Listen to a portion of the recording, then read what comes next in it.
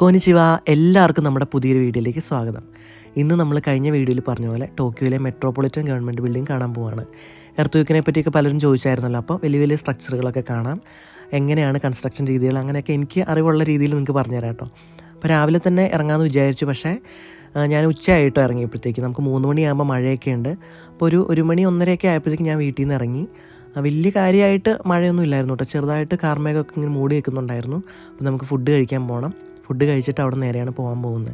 അപ്പോൾ അങ്ങനെ ഇന്നലെ മഴയത്ത് നമ്മൾ പോയ അതേ സ്ഥലങ്ങൾ, മഴയില്ലാതെ അത്യാവശ്യം നല്ല ചൂടുണ്ടായിരുന്നു കേട്ടോ. ഇന്നലെ മഴയാണെങ്കിൽ ഇന്ന് നല്ല ചൂട്. അപ്പോൾ അങ്ങനെ ട്രെയിൻ പോകാനൊക്കെ വെയിറ്റ് ചെയ്ത് നിന്നു, നേരെ പോവാണ്. അപ്പോൾ കടയിൽ പോയി ഫുഡൊക്കെ കഴിച്ചിട്ട് അവിടെ നേരെ പോകണം. നമ്മളെപ്പോഴും ഇതുപോലെ സ്റ്റേഷനും പരിസരമൊക്കെ കാണിക്കാറുണ്ടല്ലോ. അപ്പോൾ എപ്പോഴും ഇതുപോലെ വൃത്തിയായിട്ടാണോ കിടക്കുന്നത് നമ്മളോട് ഒരാൾ ചോദിച്ചിട്ടുണ്ടായിരുന്നു കേട്ടോ. എപ്പോഴും ഇങ്ങനെയൊക്കെ തന്നെയാണ് കിടക്കുന്നത്. ജപ്പാൻ്റെ കാര്യം അറിയാമല്ലോ, നമ്മൾ വീഡിയോസിൽ കൂടെയൊക്കെ അറിയുന്നതാണ്.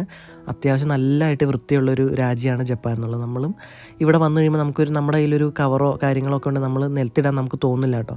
നമ്മൾ ബാഗിലോ പോക്കറ്റിലോ ഒക്കെ സൂക്ഷിച്ച് കഴിഞ്ഞിട്ട് ചിലപ്പോൾ വീട്ടിൽ ചെല്ലുമ്പോൾ അതും മറന്നു പോകും, നമ്മൾ വാഷിംഗ് മെഷീനിൽ ഇട്ടു പോകും. അങ്ങനത്തെ കാര്യങ്ങൾ സംഭവിക്കാറുണ്ട്. ഈ പബ്ലിക് പ്ലേസുകളിലൊന്നും അധികം ഡസ്റ്റ്ബിന്നൊന്നും ഇല്ലാത്തതുകൊണ്ടാണ് നമുക്കിങ്ങനെ ക്യാരി ചെയ്യേണ്ട വരുന്നത്. ഇപ്പോൾ 7 ഒക്കെ ഫ്രണ്ടിൽ കൂടെ പോവുകയാണെങ്കിൽ നമുക്ക് അവിടെ കയറി അങ്ങനെ അവിടെ ഇടാനൊക്കെ പറ്റും. വെൻഡിങ് മെഷീനിലാണെങ്കിൽ നമ്മുടെ കയ്യിലുള്ള പെറ്റ് ബോട്ടിൽസൊക്കെ അവിടെ ഇടാം. നമ്മൾ അവിടെ നിന്ന് എടുത്താൽ മാത്രമേ അവിടെ ഇടാൻ പാടുള്ളൂ, അങ്ങനെയൊന്നും ഇല്ല കേട്ടോ. പിന്നെ ന്യൂ ഡേയ്സിലൊക്കെ ചെല്ലുമ്പോൾ ചിലപ്പം അവിടെ നിന്ന് കുടിച്ചിട്ട് അവിടെ തന്നെ അവരുടെ കയ്യിൽ കൊടുക്കും. അവിടെ ഡസ്റ്റ്ബിന്നൊന്നും കാണാറില്ല. കഴിഞ്ഞ ദിവസം അങ്ങനെ ഞാനൊരു മുത്തശ്ശിക്ക് കൊടുത്തു, ആളവിടെ മേടിച്ച് വെച്ചു.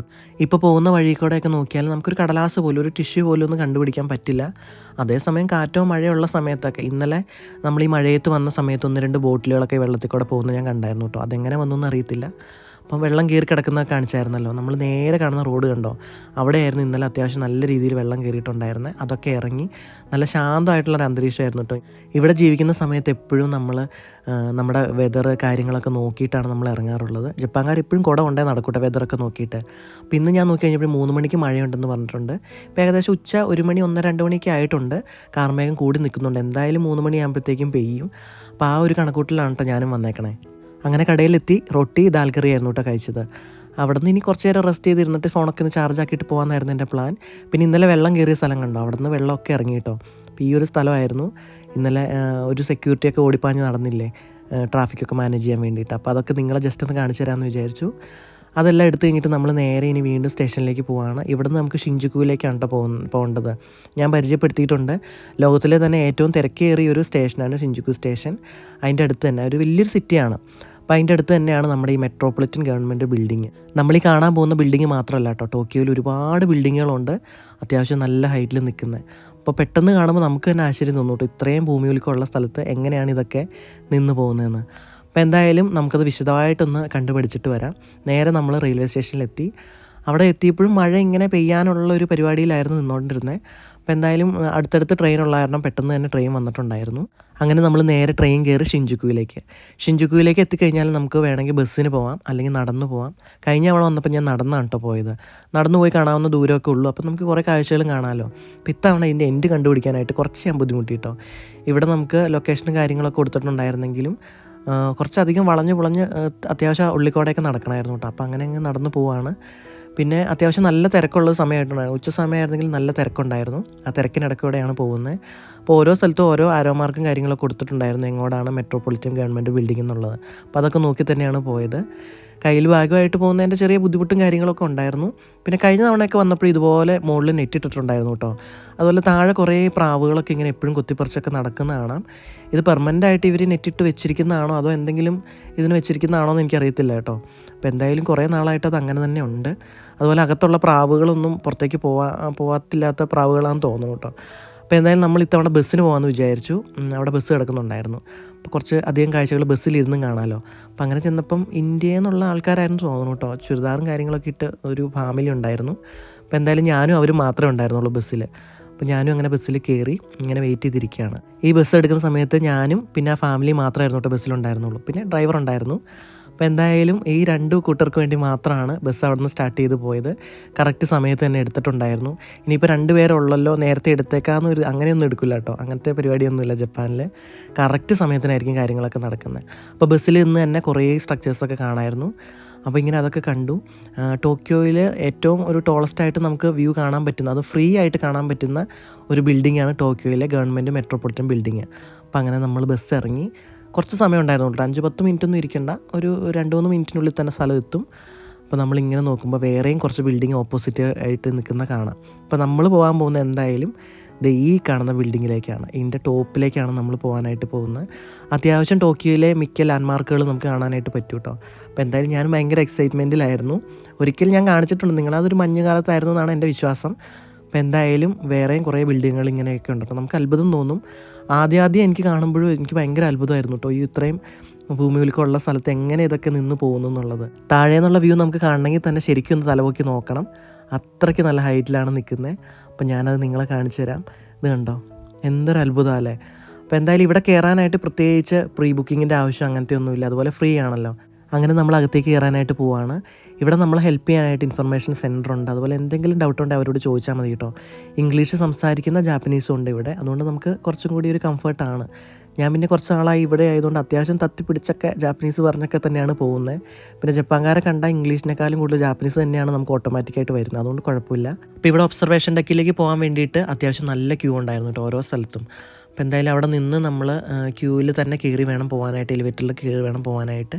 അപ്പോൾ ഇവിടെ കുറച്ച് ഡീറ്റെയിലിങ്ങും കാര്യങ്ങളൊക്കെ ഇങ്ങനെ വെച്ചിരിക്കുന്നത് കണ്ടു കേട്ടോ. അവിടെ എന്തോ നടന്ന് എന്തോ പൊളിറ്റിക്കലി ഉള്ള എന്തോ സംഭവമാണെന്ന് തോന്നുന്നു, അതൊക്കെ കണ്ടു ജസ്റ്റ്. ഇപ്പോൾ ഇവിടെ ഒരുപാട് കാര്യങ്ങൾ കാണാനില്ല, നമ്മുടെ ഏറ്റവും മെയിനായിട്ടുള്ള കാര്യം മുകളിലാണല്ലോ. അപ്പം മുകളിലേക്ക് പോകാമെന്ന് തന്നെ വിചാരിച്ചു. അങ്ങനെ നമ്മൾ ആ ഒരു സെക്കൻഡിൽ നിന്ന് മാറി വന്നപ്പോൾ തന്നെ ക്യൂ അങ്ങോട്ട് വലുതായിട്ട് ആൾക്കാരിങ്ങനെ വന്ന് പോയിക്കൊണ്ടേ ഇരിക്കുന്നുണ്ടായിരുന്നു.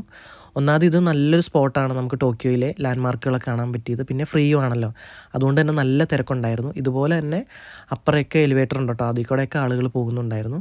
ക്യൂവിൽ കയറി പോകുമ്പോൾ നമ്മുടെ കയ്യിലുള്ള ബാഗും കാര്യങ്ങളൊക്കെ ഒന്ന് ചെക്ക് ചെയ്യും. എക്യുപ്മെൻറ്റ്സ് ഒന്നും വെച്ചല്ല കേട്ടോ നോക്കണം, സാധാരണ ചുമ്മാ ഒന്ന് തുറന്ന് കാണിച്ചാൽ മതി, അത്രയേ ഉള്ളൂ. അപ്പോൾ അതൊക്കെ നോക്കിയിട്ട് നമ്മൾ ക്യൂവിൽ തന്നെ നിൽക്കണം. നമ്മളിവിടുന്ന് എലിവേറ്ററിലാണ് പോകുന്നത്, 45ാം നിലയിലേക്കാണ് പോകുന്നത്. അതുകൊണ്ട് തന്നെ ഒരു പരിധിയിൽ കൂടുതൽ ആളുകൾ അതിനകത്ത് കയറ്റാൻ പറ്റില്ലല്ലോ, അതുകൊണ്ട് നമ്മളിങ്ങനെ വെയിറ്റ് ചെയ്ത് കുറച്ച് പേരായിട്ടാണ് മുകളിലേക്ക് പോകുന്നത്. അപ്പോൾ ഇവിടെ നോക്കിയപ്പം നമുക്കിവിടെ എപ്പോഴാണ് സന്ദർശന സമയം, അതുപോലെ ഇവിടെ പാലിക്കേണ്ട ചില മര്യാദകളൊക്കെ ഉണ്ട് കേട്ടോ. ട്രൈപ്പോഡൊന്നും വെച്ച് വീഡിയോ എടുക്കാൻ പറ്റില്ല, ആളുകൾക്ക് ബുദ്ധിമുട്ടുണ്ടാക്കാൻ പാടില്ല, അങ്ങനെയൊക്കെ ഉണ്ടായിരുന്നു. അങ്ങനെ നമ്മൾ എലിവേറ്ററിൽ കയറി എത്ര പെട്ടെന്നാണ് മുകളിലേക്ക് പോകുന്നത് നോക്കിയപ്പോൾ 18, 19, 20 അങ്ങനെ നല്ല സ്പീഡിലാണ് നമ്മൾ മുകളിലേക്ക് പോകുന്നത്. അത് ലിഫ്റ്റിൽ വലിയ കുലുക്കോ കാര്യങ്ങളോ അങ്ങനെ ഒന്നും ഇല്ല കേട്ടോ, നമ്മൾ അറിയത്ത് പോലുമില്ല. വിത്തിൻ സെക്കൻഡ്സാണ്, ഒരു മിനിറ്റ് പോലും എടുക്കില്ല, അത്രയും പെട്ടെന്നാണ് നമ്മൾ ഏറ്റവും മുകളിൽ എത്താനായിട്ട് പോകുന്നത്. അങ്ങനെ നമ്മൾ 45ാമത്തെ ഫ്ലോറിലെത്തി, അവിടെ നിന്ന് ഇറങ്ങുകയാണ്. അവിടെ നിന്ന് ഇറങ്ങുമ്പോൾ തന്നെ താഴത്തേക്ക് പോകാനുള്ള ആൾക്കാർ അങ്ങനെയൊക്കെ കുറേ പേര് നിൽക്കുന്നുണ്ട് കേട്ടോ. അത്യാവശ്യം നല്ല തിരക്കുള്ളൊരു സ്പോട്ടാണിത്, എന്നാലും നമുക്ക് വിശദീകരിച്ചെല്ലാം കാണാനായിട്ടുള്ളൊരു സമയവും കാര്യങ്ങളൊക്കെ നമുക്ക് കിട്ടും. ആദ്യം തന്നെ ഒരു സൈഡിൽ നിന്ന് തുടങ്ങാമെന്ന് വിചാരിച്ചു. നമുക്ക് കാണാനുള്ള സ്കൈ ട്രീ പോലെയുള്ള കാര്യങ്ങളൊക്കെയാണ് കേട്ടോ, അതൊക്കെയാണ് നമുക്ക് അറിയാവുന്ന ലാൻഡ്മാർക്കുകൾ. അപ്പോൾ ഈ പകൽ ഈ ഒരു സമയത്ത് വന്നതുകൊണ്ട് മഴയൊന്നും ഇല്ലാത്തതുകൊണ്ട് അത്യാവശ്യം നല്ല ക്ലിയർ ആയിട്ട് കാണാം കേട്ടോ. അപ്പോൾ നമ്മൾ ഈ കാണുന്നതിൻ്റെ തൊട്ടടുത്ത് തന്നെ അവിടെ കുറച്ച് ഡീറ്റെയിലും കാര്യങ്ങളും എല്ലാം വെച്ചിട്ടുണ്ടായിരുന്നു, ഓരോരോ ലാൻഡ്മാർക്കുകളായിട്ട്. നമുക്ക് എപ്പോഴും അത്ഭുതം തോന്നും, ഇത്രയും ഭൂമിയിലേക്കുള്ള സ്ഥലത്ത് എങ്ങനെയാണ് ഇത്രയും ബിൽഡിങ്ങുകളൊക്കെ നിൽക്കുന്നതെന്ന്. ഇവിടെ ഭൂകമ്പം ഒക്കെ വരുന്ന സമയത്ത് കെട്ടിടങ്ങൾ കംപ്ലീറ്റ്ലി റിജിഡായിട്ട് ഇങ്ങനെ മരക്കഷ്ണം പോലെ നിൽക്കാതെ അതിന് നിയന്ത്രിതമായിട്ട് ചലിക്കാവുന്ന രീതിയിലാണ് കേട്ടോ ഡിസൈൻ ചെയ്തേക്കണേ. അതുപോലെ തന്നെ ചില കെട്ടിടങ്ങളുടെ അടിയിൽ സീസ്മിക് ഐസൊലേഷൻ സംവിധാനങ്ങളും അകത്ത് ഡാമ്പേഴ്സ് പോലുള്ള ഷോക്ക് അബ്സോർബിങ് സംവിധാനങ്ങളും ഉപയോഗിക്കുന്നുണ്ട്. അതായത് ഭൂമി കുലുങ്ങുമ്പോൾ കെട്ടിടം കുലുങ്ങരുത് എന്നല്ല കേട്ടോ ഇവർ ഉദ്ദേശിക്കണേ, അപകടകരമായ രീതിയിൽ കുലുങ്ങാതെ ഭൂകമ്പത്തിൻ്റെ എനർജിയൊക്കെ നിയന്ത്രിച്ച് കെട്ടിടത്തിന് അത് സഹിക്കാൻ പറ്റണം, അത്രേ ഉള്ളൂ. ജപ്പാനിൽ ഭൂകമ്പം തടയാൻ പറ്റുമോ എന്ന് ചോദിച്ചാൽ ഒരിക്കലും തടയാൻ പറ്റില്ല, പക്ഷേ അതിൻ്റെ ആഘാതം കുറയ്ക്കാൻ വേണ്ടി മനുഷ്യർക്ക് എന്തൊക്കെ ചെയ്യാൻ പറ്റുമോ അതൊക്കെ ചെയ്യാം. അതിൻ്റെ ഏറ്റവും വലിയ ഉദാഹരണമാണ് ജപ്പാൻ. നമ്മളിപ്പോൾ തൊട്ട് മുമ്പേ കണ്ട വ്യൂസിൽ സ്കൈ ട്രീ ഒക്കെ ഉണ്ടായിരുന്നു, പിന്നെ ഇവിടെ കുറച്ച് സുവനീർ ഐറ്റംസ് ഒക്കെ വെച്ചിട്ടുണ്ടായിരുന്നു കേട്ടോ. അതുപോലെ ജപ്പാൻകാരുടെ ട്രഡീഷണൽ ആയിട്ടുള്ള കുറച്ച് സാധനങ്ങളാണ് ഇതൊക്കെ, കടയിലും അതുപോലെ അങ്ങനെയൊക്കെ ഇരിക്കുന്നത് ഞാൻ കണ്ടിട്ടുണ്ട് കേട്ടോ. അവരുടെ ഏറ്റവും ട്രഡീഷണൽ ആയിട്ടുള്ള കുറേ സാധനങ്ങളാണ് ഇതൊക്കെ. അതുപോലെ എന്തോ ഒരു ഭൂതമാണിത്, അവരുടെ ചില കഥകളിലൊക്കെ കേട്ടിട്ടുണ്ട് ഇങ്ങനെയുള്ള ഭൂതങ്ങൾ അങ്ങനെയുള്ള കാര്യങ്ങളൊക്കെ. നേരെ നോക്കുമ്പോൾ നമുക്ക് പല ഷേപ്പിലും ഉള്ള സ്ട്രക്ചറുകളൊക്കെ കാണാം കേട്ടോ. അപ്പോൾ അതിനനുസരിച്ചുള്ള ഡിസൈനും കാര്യങ്ങളൊക്കെ ആയിരിക്കും ഇവർ ചെയ്തിരിക്കുന്നത്. അപ്പോൾ എന്തായാലും കണ്ടു നിൽക്കാൻ നല്ല രസമായിരുന്നു കേട്ടോ. നമുക്ക് തെളിഞ്ഞ കാലാവസ്ഥയിൽ അത്യാവശ്യം ഒരുപാട് കാര്യങ്ങൾ, ഒരുപാട് ലാൻഡ്മാർക്കുകൾ നമുക്ക് കാണാൻ പറ്റുന്നുണ്ടായിരുന്നു. ഞാൻ പറ്റുന്നിടത്തോളം ഒക്കെ സൂം ചെയ്ത് നോക്കിയിട്ടുണ്ടായിരുന്നു. ഒരിക്കലും നമുക്ക് ജപ്പാനിലേക്ക് പോകാൻ വേണ്ടി ഇരുന്ന സമയത്ത് ഞാൻ ഒരിക്കലും ഇങ്ങനെയായിരിക്കും ജപ്പാൻ വിചാരിച്ചിട്ടില്ല കേട്ടോ, അത്രയ്ക്ക് ഇതായിരുന്നു. പിന്നെ അവിടെ തന്നെ നമുക്ക് എന്തൊക്കെ ലാൻഡ്മാർക്കാണ് കാണാൻ പറ്റുന്നത് അതിൻ്റെ ഡീറ്റെയിൽസ് QR കോഡ് സ്കാൻ ചെയ്ത് നോക്കാം, അങ്ങനെയുള്ള കാര്യങ്ങളൊക്കെ വെച്ചിട്ടുണ്ടായിരുന്നു. അതിനൊന്നും നമ്മൾ അത്രയും സമയം സ്പെൻഡ് ചെയ്തില്ല കേട്ടോ, വീഡിയോസൊക്കെ എടുത്തിട്ട് തിരിച്ച് പോകേണ്ടതല്ലേ. പിന്നെ അടുത്ത സ്ഥലത്തേക്ക് പോവുകയാണ്. അപ്പോൾ ഈ സൈഡിൽ ഇങ്ങനെ ഹാറ്റ് കാര്യങ്ങൾ നമുക്ക് പർച്ചേസ് ചെയ്യാൻ പറ്റുന്ന അങ്ങനത്തെ കുറേ സാധനങ്ങൾ ഇങ്ങനെ വെച്ചിട്ടുണ്ടായിരുന്നു. ഓരോരോ സ്ഥലത്ത് ചെന്നിട്ട് നമുക്ക് കാണാം കേട്ടോ. അപ്പോൾ അന്ന് ചുറ്റി വന്നൊന്ന് കാണാമല്ലോ. അടുത്ത സ്ഥലത്തേക്ക് പോയി. അവിടെ നിന്നുള്ള വ്യൂ ഇങ്ങനെയായിരുന്നു. പിന്നെ നമ്മൾ ചിലപ്പോൾ ചിന്തിക്കാൻ ജപ്പാനിൽ എന്തുകൊണ്ടാണ് ഇത്രയും ഭൂകമ്പങ്ങൾ ഉണ്ടാകുന്നതെന്ന്. അപ്പോൾ ജപ്പാൻ സ്ഥിതി ചെയ്യുന്നത് നിരവധി ടെക്ടോണിക് പ്ലേറ്റുകൾ കൂടിച്ചേരുന്ന ഒരു പ്രദേശത്താണ്. ഈ പ്ലേറ്റുകൾ പരസ്പരം നീങ്ങുമ്പോൾ ഭൂമിക്കടിയിൽ സമ്മർദ്ദം രൂപപ്പെടുകയും അത് പെട്ടെന്ന് പുറത്തുവിടുമ്പോൾ ഭൂകമ്പം ഉണ്ടാവുകയാണ് കേട്ടോ ചെയ്യുന്നത്. അതുകൊണ്ട് തന്നെ ജപ്പാനിൽ ചെറിയ ചെറിയ ഭൂചലനങ്ങളൊന്നും അസാധാരണമല്ല. നമ്മൾ കേൾക്കാറുണ്ട് അവിടെ കുലുങ്ങി ഇവിടെ കുലുങ്ങി എന്നൊക്കെ പറഞ്ഞിട്ട്. അതുപോലെ ഇവിടെ കുറച്ച് ആക്ടിവിറ്റീസും കാര്യങ്ങളൊക്കെ ഉണ്ടായിരുന്നു കേട്ടോ. അതിന് പേയ്മെൻറ്റ് ചെയ്യണമെന്ന് എനിക്കൊന്നും അറിയത്തില്ലായിരുന്നു. നമ്മളെന്തായാലും അതൊന്നും നോക്കിയില്ല. അടുത്ത സ്ഥലത്തേക്ക് പോവാണ്. ഓരോ സ്ഥലത്ത് നിന്ന് നോക്കുന്ന ഓരോ വ്യൂസും നമുക്ക് അത്രയും സ്പെഷ്യലാണ് കേട്ടോ. ചില സ്ഥലത്ത് കാഴ്ചകൾ, ഇവിടെ പാർക്കുണ്ട്, താഴെ ഒരു പാർക്ക്, അതൊക്കെ കാണാമായിരുന്നു. നല്ല ഭംഗിയായിരുന്നു കേട്ടോ. മഞ്ഞുകാലത്ത് നമ്മൾ വന്ന് വീഡിയോ ചെയ്തപ്പം മഞ്ഞ് മൂടി കിടക്കുന്ന രീതിയിൽ ഈ പാർക്കൊക്കെ നമ്മൾ ചെയ്തിട്ടുണ്ട്. ഷിൻജുക്കു ചുവോ പാർക്കാണെന്ന് തോന്നുന്നു. അന്ന് അങ്ങനെയാണ് പേര് ഞാൻ ഓർത്ത് വെച്ചിരിക്കുന്നത്. അപ്പോൾ അങ്ങനെ പാർക്കിലും ഇങ്ങനെ ആൾക്കാരെയൊക്കെ കാണാൻ പറ്റും. അങ്ങനെയുള്ള കാര്യങ്ങളൊക്കെ നമ്മുടെ ഫോണിൽ തന്നെയാണ് കേട്ടോ ഇത് സൂം ചെയ്ത് നോക്കുന്നത്. അങ്ങനെയൊക്കെ നോക്കി. അല്ലാതെ മറ്റേ ഒരു എക്യുപ്മെൻ്റ് ഉണ്ടല്ലോ ഇവിടെ വ്യൂസൊക്കെ നോക്കാൻ വേണ്ടിയിട്ട് യൂസ് ചെയ്യുന്നത്, അത് ഞാൻ ഇവിടെ ഒന്നും കണ്ടില്ല. നമ്മൾ ഈ നിൽക്കുന്ന കെട്ടിടത്തിന് ഏകദേശം 243 മീറ്റർ ഉയരവും 48 നിലകളും ഉണ്ട്. ഇതിൻ്റെ 45ാം നിലയിലാണ് നമ്മൾ 202 മീറ്റർ ഉയരത്തിലുള്ള ഒബ്സർവേഷൻ ഡെക്കിൽ ഇപ്പം നിൽക്കുന്നത്. പിന്നെ അടുത്ത സ്പോട്ടിലേക്ക് നമ്മൾ പോകാൻ കേട്ടോ. നമ്മളൊന്ന് റൊട്ടേറ്റ് ചെയ്ത് കറങ്ങി വരുമ്പോഴാണ് നമുക്ക് എല്ലാ ലാൻഡ്മാർക്കും കാര്യങ്ങളൊക്കെ കാണാൻ പറ്റത്തുള്ളൂ. അടുത്ത സ്ഥലത്തേക്ക് പോകുമ്പം കുറച്ച് സ്റ്റെപ്പും കാര്യങ്ങളൊക്കെ ഉണ്ട്. നമുക്ക് കുറച്ചുകൂടെ ഒന്ന് അടുത്ത് ക്ലോസ് ആയിട്ട് നിന്ന് കാണാൻ പറ്റുന്ന ഒരു ഏരിയ ആയിരുന്നു കേട്ടോ.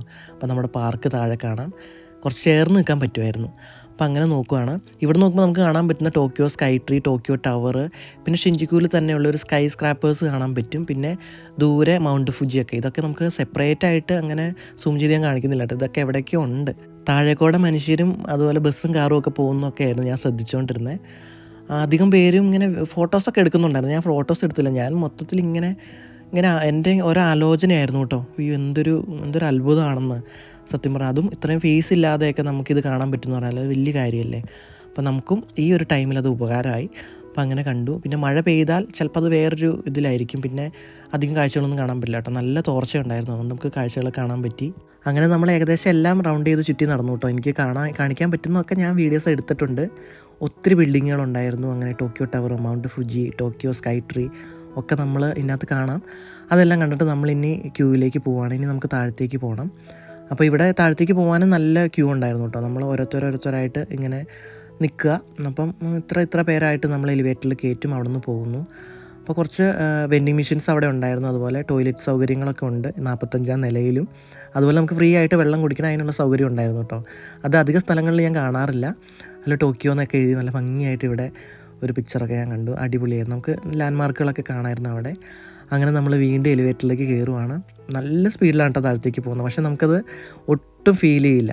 പിന്നെ നമ്മൾ കയറി വന്ന സമയത്താണെങ്കിലും ഒരു 25 നിലയൊക്കെ കഴിയുമ്പോഴത്തേക്ക് നമ്മുടെ ചെവി ഒന്ന് ഇങ്ങനെ അടയുമായിരുന്നു. അപ്പോൾ അങ്ങനെ താഴോട്ട് പോയപ്പോൾ പ്രത്യേകിച്ചൊന്നും അങ്ങനെ ഫീൽ ചെയ്തില്ല കേട്ടോ. അങ്ങനെ നമ്മൾ താഴെ എത്തി. ഇനി ഒരു ഫ്ലോറും കൂടി താഴത്തേക്ക് ഇറങ്ങിയാലാണ് നമ്മൾ വന്ന സ്ഥലത്തേക്ക് എത്തുന്നത്. അപ്പോൾ എന്തായാലും അവിടെ ചെന്നിട്ട് നമുക്ക് കുറച്ച് ഇൻഫർമേഷൻസ് കളക്ട് ചെയ്യാമെന്ന് വിചാരിച്ചു. ഇവിടെ ഉണ്ടായിരുന്ന സ്റ്റാഫുകളൊക്കെ നല്ല ഫ്രണ്ട്ലി ആയിരുന്നു കേട്ടോ. നമ്മളോട് നമുക്ക് എന്തെങ്കിലും ഡൗട്ട് ചോദിച്ചിട്ടുണ്ടെങ്കിൽ അവർ ക്ലിയർ ചെയ്ത് തരും. കഴിഞ്ഞ തവണ വന്നപ്പോൾ ഒത്തിരി കാര്യങ്ങൾ ഞാൻ ചോദിച്ച് മനസ്സിലാക്കിയിട്ടാണ് ഇവിടുന്ന് പോയത്. ഇനി നമ്മൾ നേരെ താഴത്തോട്ട് പോയിട്ട് കുറച്ച് ടൂറിസ്റ്റ് സ്പോട്ടുകളും അതുപോലെ ഇതിൻ്റെ പ്രത്യേകതകളും കാര്യങ്ങളൊക്കെ ഉണ്ടോ എന്ന് നോക്കാമെന്ന് വിചാരിച്ചു. അങ്ങനെ ചെന്നു. പിന്നെ അവിടെ വെച്ചൊരു ടോയ് കണ്ടു കേട്ടോ. നമുക്കിപ്പോൾ എല്ലാവർക്കും അറിയായിരിക്കും, കെന്താമ എന്ന് ജാപ്പനീസിൽ പറയും. ഇത് ജപ്പാനിലാണ് ഒറിജിനേറ്റ് ചെയ്തതെന്നാണ് അറിയാൻ കഴിഞ്ഞത്. അത് കഴിഞ്ഞിട്ടാണ് ഇപ്പം നമ്മുടെ ഒരു സ്പോട്ട് പോലെ എല്ലായിടത്തും ആയിട്ടുണ്ട് ഈ സാധനം. ഈ ഒരു ബോൾ പോലെ ഇങ്ങനെ കണ്ടോ നൂലിൽ കെട്ടിയിട്ട് അതങ്ങനെ ഇട്ടിട്ടുള്ളത് അത് കണ്ടോ. അതൊക്കെ അവിടെ വെച്ചിട്ടുണ്ടായിരുന്നു. നമുക്ക് ആവശ്യമുള്ള നോട്ടീസുകളും ബുക്കുകളും ഒക്കെ നമുക്ക് ഇവിടുന്ന് തന്നെ കളക്ട് ചെയ്യാം കേട്ടോ. അതൊക്കെ ഫ്രീ ആണ്. അതുപോലെ കുറേ അവരുടെ ക്രാഫ്റ്റുകളും കാര്യങ്ങളൊക്കെ ഉണ്ടായിരുന്നു. അനിമേ റിലേറ്റഡ് ആയിട്ടുള്ള കുറച്ച് സാധനങ്ങളൊക്കെ ഉണ്ടായിരുന്നു. പിന്നെ ഞാൻ കുറച്ച് ഡൗട്ടുകളൊക്കെ ചോദിച്ചിട്ട് എന്നാണ് ഇവിടുത്തെ മത്സരികൾ, ഡേറ്റുകൾ, അതായത് ഉത്സവങ്ങൾ, അങ്ങനത്തെ കാര്യങ്ങളൊക്കെ. അതുപോലെ ആക്ടിവിറ്റീസിനെ പറ്റിയൊക്കെ ചോദിച്ചു. അപ്പോൾ ഗ്ലാസ് ഉണ്ടാക്കുന്ന ഒരു പരിപാടിയെ പറ്റിയൊക്കെ പറഞ്ഞു. അങ്ങനെ അതൊക്കെ എങ്ങനെയൊക്കെ വ്ളോഗ് ചെയ്യാൻ പറ്റുമെന്ന് എനിക്കറിയില്ല. നല്ല പേയ്മെൻറ്റ് കൊടുക്കേണ്ട വരുമായിരിക്കും. പിന്നെ ഒറിഗാമി എന്ന് പറഞ്ഞിട്ട് ഈ കടലാസ് വെച്ചിട്ടുള്ള ഇത് ഫുജിസാനാണ് കടലാസ് വെച്ചിട്ടുണ്ടാക്കുന്ന ഇത് കണ്ടോ. അപ്പോൾ ഇതിനൊക്കെ വേണ്ടിയിട്ട് ആക്ടിവിറ്റീസൊക്കെ നടക്കുന്ന ഏരിയാസൊക്കെ ഉണ്ട്. അപ്പോൾ അവിടെ പോയൊക്കെ വ്ളോഗ് ചെയ്യണമെങ്കിൽ എന്താണ് ചെയ്യേണ്ടത് അങ്ങനെ കാര്യങ്ങളൊക്കെ ചോദിച്ച് ഞാൻ അവരോട് മനസ്സിലാക്കി. നല്ല ഫ്രണ്ട്ലി ആയിട്ടാണ് ഇവർ സംസാരിച്ചത്. ഞാൻ പിന്നെ ജാപ്പനീസ് സംസാരിച്ച് തുടങ്ങി. പിന്നെ അവർ ഇംഗ്ലീഷ് നിർത്തി. പിന്നെ ഞങ്ങൾ ഫുള്ള് ജാപ്പനീസിലായി. എന്നാലും ഇടയ്ക്ക് എനിക്കൊരു തപ്പൽ വന്ന് ഞാൻ ഇംഗ്ലീഷൊക്കെ സംസാരിച്ചു. ജപ്പാൻ്റെ കൾച്ചറും അതുപോലെ ഇവിടുത്തെ ആക്ടിവിറ്റീസൊക്കെ അറിയാൻ വേണ്ടിയിട്ട് എന്താ ചെയ്യേണ്ടതെന്നുള്ള കാര്യങ്ങളൊക്കെ ചോദിച്ചു. അപ്പോൾ അവരിങ്ങനെ ഒരു സ്ട്രീറ്റ് ഫുഡ് പരിചയപ്പെടുത്തിയിട്ട് അത് നമ്മൾ സെൻസോജി ടെമ്പിളിൽ ഉള്ളതാണ്, അതിൻ്റെ അടുത്തുള്ളതാണ്. അത് കഴിച്ചിട്ടുണ്ടോ എന്ന് ചോദിച്ചു. അതാണ് ഇതുണ്ടോ. അപ്പോൾ അങ്ങനെ പിന്നെ അടുത്ത പരിപാടികളൊക്കെ ചോദിച്ചു കഴിഞ്ഞപ്പോഴാണ് ഷിൻജുക്കുവിൽ ഒരു ഡാൻസ് പോലത്തെ ഒരു പരിപാടി നടക്കണമെന്ന് പറഞ്ഞു കേട്ടോ. അപ്പോൾ അങ്ങോട്ട് പോകാമെന്ന് വിചാരിച്ചു. 5 മണിക്കാണ്. ഞാൻ 4:45 ഇവിടെ ഉണ്ടായിരുന്നു. അപ്പോൾ അങ്ങനെ ചോദിച്ച് മനസ്സിലാക്കി അവരതിൻ്റെ റൂട്ടും കാര്യങ്ങളൊക്കെ എനിക്ക് പറഞ്ഞു തന്നു. അപ്പോൾ എന്തായാലും നമുക്ക് അരമണിക്കൂർ പോലും സമയമില്ല. അതുകൊണ്ട് അവിടെ നടന്നെത്തണം. അതുകൊണ്ട് തന്നെ നമ്മൾ നേരെ പോവാണ്. നമ്മുടെ മുമ്പിൽ ഒരാൾ പോകുന്നുണ്ടോ, പ്രായവും ആരോഗ്യമൊന്നും ഒന്നിനും ഒരു പരിധിയല്ല, സ്ഥലങ്ങൾ കാണാനും എന്നൊക്കെ തോന്നിപ്പിക്കുന്ന രീതിയിലായിരുന്നു കേട്ടോ. എനിക്ക് കണ്ടപ്പോൾ സങ്കടം തോന്നി. ഞാൻ അവിടെ കുറച്ച് നേരം ഇരുന്നായിരുന്നു കേട്ടോ. ആളവിടെ വീണു. ടാക്സി വിളിച്ചാണ് കേട്ടോ പോയത്. അപ്പോൾ അതൊക്കെ കണ്ടു. അങ്ങനെ ബിൽഡിങ്ങുകളൊക്കെ കണ്ടിട്ട് നമ്മൾ വീണ്ടും തിരിച്ചു പോവാണ്. അപ്പോൾ ഞാൻ ഇറങ്ങിയപ്പം പുറകോട്ട് നോക്കിയെടുത്ത വീഡിയോ ആണ് ഇത്. നമ്മൾ അവിടെയായിരുന്നു കയറി ഒബ്സർവേഷനിൽ നിന്ന് കാര്യങ്ങളൊക്കെ കണ്ടത്. ഇനി നേരെ നമ്മൾ നടന്നു പോവാണ്. ഇനി നമ്മൾ ഇവിടുന്ന് ഷിഞ്ചുക്കു സ്റ്റേഷനിലേക്ക് നടക്കുകയാണ് കേട്ടോ ചെയ്യുന്നത്. നമ്മളിങ്ങോട്ട് ബസ്സിനല്ലേ വന്നത്, കുറച്ച് അങ്ങോട്ട് നടക്കാനുണ്ട്, എന്നാലും നടന്നു പോകാമെന്ന് വിചാരിച്ചു. കഴിഞ്ഞ വീഡിയോയിൽ കാണിച്ചില്ലായിരുന്നു ഷിഞ്ചുക്കു ക്യാറ്റിൻ്റെ അവിടെയുള്ള എക്സിറ്റ്. അവിടെ നിന്ന് നമ്മൾ ഗോഡ് സിറ്റിയിലൊക്കെ ഉള്ളൊരു ബിൽഡിംഗ് ഉണ്ട്, അങ്ങോട്ട് പോകണം. അതിൻ്റെ അടുത്ത് തന്നെയാണ് ഈ പെർഫോമൻസ് നടക്കുന്നതെന്ന് പറഞ്ഞു. അങ്ങോട്ട് നടക്കുമായിരുന്നു. അങ്ങോട്ട് നടന്ന സമയത്ത് നമ്മൾ ഒട്ടും പ്രതീക്ഷിക്കാതെ ഭയങ്കര മഴ വന്നു കേട്ടോ. അങ്ങനെ നമുക്ക് 1-2 സ്ഥലത്ത് കയറി നിൽക്കേണ്ട വന്നു. അതുകൊണ്ട് തന്നെ ആ പെർഫോമൻസ് നടന്നോന്നും അറിയത്തില്ല, നമുക്കത് ഷൂട്ട് ചെയ്യാനും പറ്റിയിട്ടില്ല കേട്ടോ. അപ്പോൾ എന്തായാലും മഴ ചതിച്ചുകൊണ്ട് നമുക്ക് ഈ വീഡിയോയിൽ അതൊന്നും കാണിക്കാൻ പറ്റിയില്ല കേട്ടോ. ഏതെങ്കിലും ഒരു വീഡിയോയിൽ ഞാൻ കാണിക്കാം. അപ്പോൾ ഇന്നത്തെ വീഡിയോ നിങ്ങൾക്ക് എല്ലാവർക്കും ഇഷ്ടപ്പെട്ടു എന്ന് വിചാരിക്കുന്നു. എർത്ത് വീക്കിനെ പറ്റിയുള്ള സംശയങ്ങൾ തീർന്നു എന്ന് വിചാരിക്കുന്നു. ഇനി എന്തായാലും നമുക്ക് അടുത്തൊരു വീഡിയോയിൽ കാണാം.